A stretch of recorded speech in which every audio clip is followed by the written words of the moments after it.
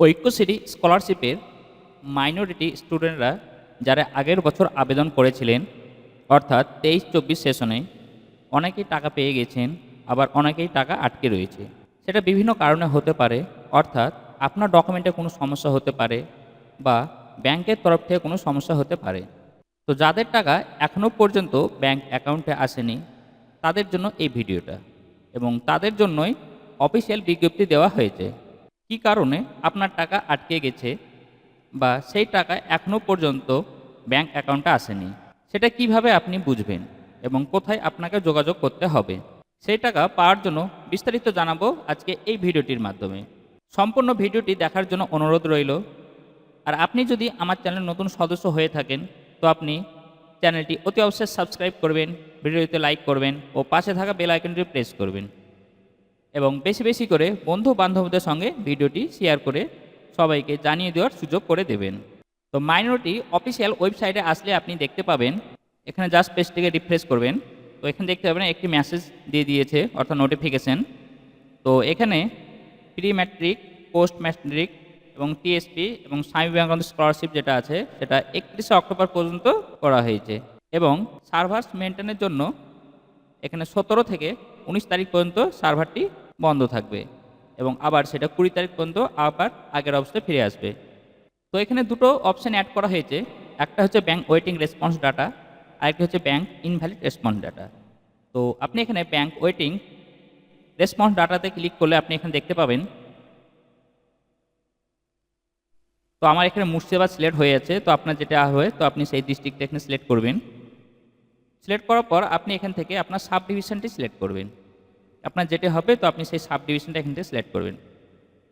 Select করার পর আপনি যা সাবমিট এই অপশানে ক্লিক করবেন। তো ক্লিক করলে আপনি দেখতে পাবেন এখানে বেশ কিছু আইডি নাম অ্যাড করা হয়েছে। তো এখানে 10টা আছে, তো আপনি এই আইকনে ক্লিক করলে আপনি আরও অনেকগুলো দেখতে পাবেন। জাস্ট এই আইকনটাতে ক্লিক করবেন, ক্লিক করার পর সাবমিট এই অপশানে ক্লিক করবেন। তো এখানে আরও ডিটেলসগুলি দেখতে পাবেন। তো এর মধ্যে যাদের নাম আছে একবার দেখে নেবেন মিলিয়ে, এবং আইডি আছে, আপনার নাম এখানে আছে কিনা আপনি একবার চেক করে দেখে নেবেন। এর মধ্যে আপনি যদি না পান, তাহলে আপনি এখানে সার্চ এই অপশানে ক্লিক করবেন। ক্লিক করার পর এখানে আপনার নাম লিখবেন, অথবা আপনার অ্যাপ্লিকেশন আইডিটি লিখে আপনি সার্চ করবেন। সার্চ করলে যদি আপনার নাম এখানে আসে, তাহলে আপনাকে আপনার অরিজিনাল ব্যাংকের পাসবুক সহ আরও অন্যান্য ডকুমেন্ট নিয়ে আপনার ডিওএমএ অফিসে অথবা এইচডি অফিসে আপনাকে যোগাযোগ করতে হবে। আবারও বলছি, এখানে দেখে নেবেন অ্যাপ্লিকেশন নেম, এখানে আপনার নাম আছে কি না। আপনি যদি নাম দিয়ে নাম বুঝতে পারেন, তাহলে আপনি অ্যাপ্লিকেশন আইডিটি এখানে আছে দেখবেন, এবং আপনি শর্টকাটে বের করতে চাইলে আপনি জাস্ট এই সার্চ অপশানে আপনার নাম কিংবা আপনার অ্যাপ্লিকেশন আইডিটি লিখবেন। লেখার পর আপনি সার্চ অপশানে ক্লিক করলেই আপনার রেকর্ডটি এখানে যদি শো করে, তাহলে আপনাকে অরিজিনাল সমস্ত ডকুমেন্ট এবং অরিজিনাল ব্যাংকের পাসবুক সহ আপনাকে ডিওএমএ অথবা এইচডি অফিসে আপনাকে যোগাযোগ করতে হবে। এটি গেল 1 নম্বর। আরেকটি রিজন আছে, সেটা হচ্ছে bank invalid response data. Just আপনি এই অপশানে ক্লিক করবেন।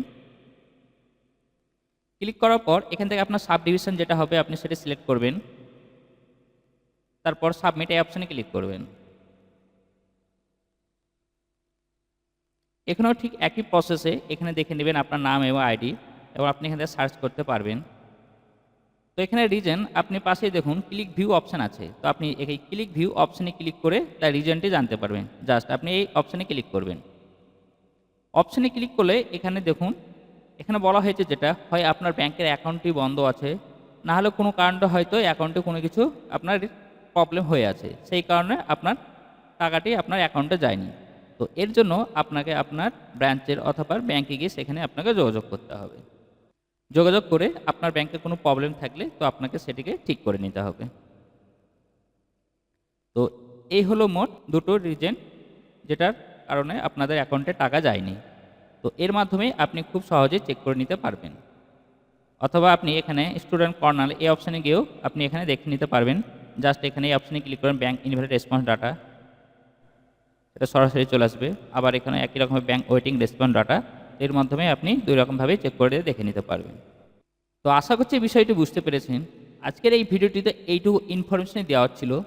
ভিডিওটি দেখে যদি একটু ভালো লাগে, ভিডিওতে লাইক করবেন ও চ্যানেলটি অতি অবশ্যই সাবস্ক্রাইব করবেন।